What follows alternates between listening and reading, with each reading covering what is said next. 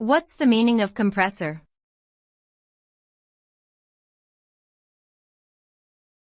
Compressor.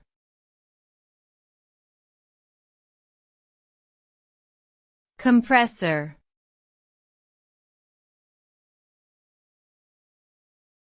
Compressor.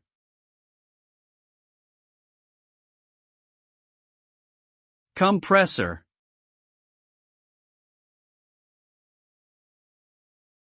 A compressor is a mechanical device that reduces the volume of a gas or vapor by increasing its pressure.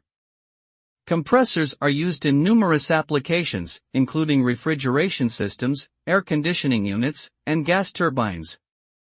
They work by forcing the gas or vapor into a smaller space, which causes it to become denser and hotter. This increased pressure and temperature can then be used to perform useful work. In short, a compressor compresses a gas or vapor, resulting in increased density and pressure that can be harnessed for various purposes.